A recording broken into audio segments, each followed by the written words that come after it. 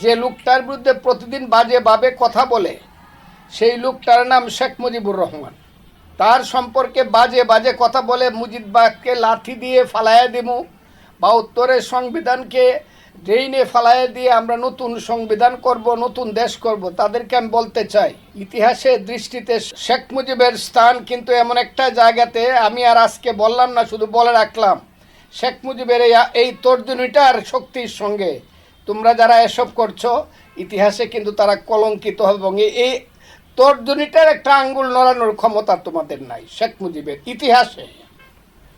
আর ছেলেপেলেরা যেসব কথা বলছে তাদের পিছনে আর একটা অন্ধকারের শক্তি আছে। সেই অন্ধকারের শক্তিটা হলো, এখন আমি বুঝতে পারি, যদিও প্রথম দিকে আমি প্রতারিত হয়েছিলাম, ভুল বুঝেছিলাম, এখন আমি বুঝতে পারি এর পিছনে একটা অন্ধকারের শক্তি আছে, যে শক্তিটা 1971 সনে বাংলাদেশের মুক্তিযুদ্ধকে যুদ্ধ করে অস্ত্র হাতে নিয়ে আদর্শিকভাবে বাংলাদেশের মুক্তিযুদ্ধকে তারা বিরোধিতা করেছিল, দল করে, দালালি করে, রাজাকার হয়ে, আলবদর হয়ে, আলশামস হয়ে।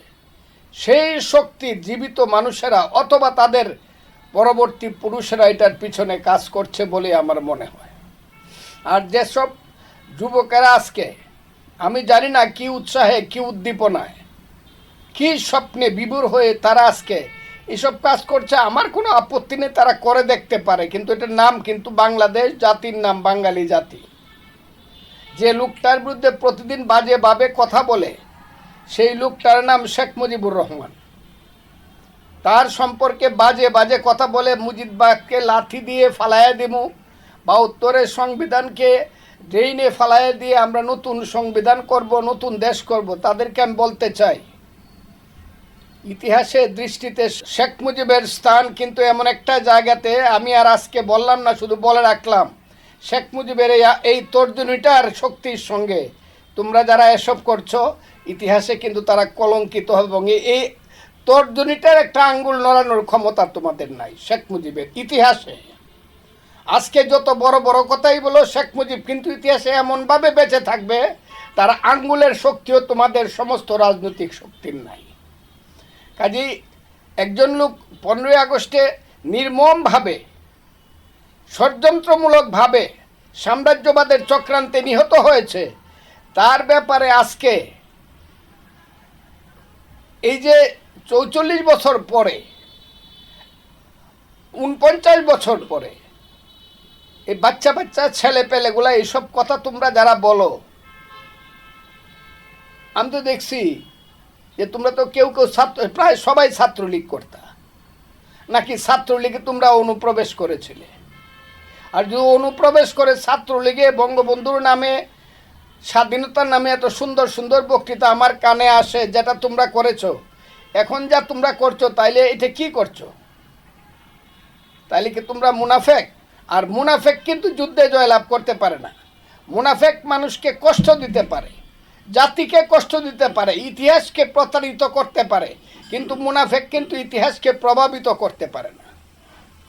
আমি তাই আজকে বলবো, যারা এইসব করছে, ঠিক আছে, তোমরা তোমাদের কাজ করো, কিন্তু মুক্তিযুদ্ধকে নিয়ে এবং মুক্তিযুদ্ধের প্রধান নেতা বঙ্গবন্ধু শেখ মুজিবুর রহমানকে নিয়ে তোমরা যে কুশ্রী এবং বিশ্রী কথাগুলো বলে যাচ্ছ, এইগুলা কিন্তু একদিন ইতিহাসে প্রমাণিত হবে যে তোমরা হলো ইতিহাসের বিরুদ্ধের মানুষ।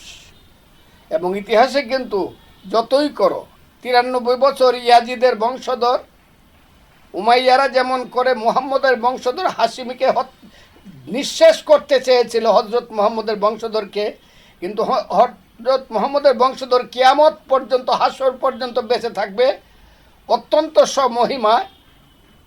ঠিক তেমনই তোমরা কিন্তু, আমার মনে হয় এখন ইয়াজিদের ভূমিকা অবতীর্ণ হয়েছে কিনা চিন্তা করে দেখবে।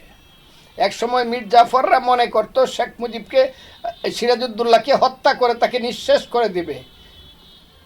সিরাজউদ্দৌলার বংশধর নিঃশেষ করেও দিয়েছিল, কিন্তু ইতিহাসও তাকে স্থান না দেওয়ার জন্য সমস্ত কিছু ব্যবস্থা করেছিল।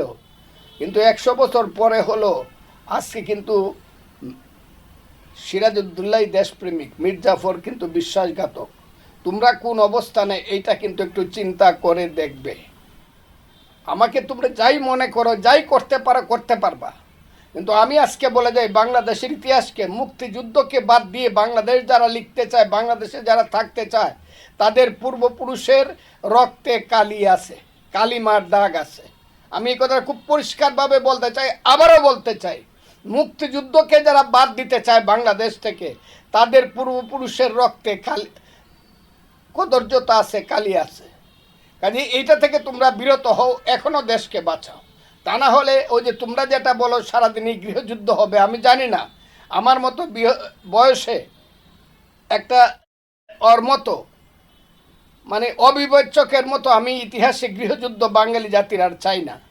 কিন্তু তোমরা যা করছো এর জন্য কিন্তু সমস্ত জাতিকে খেসারত দিতে হবে।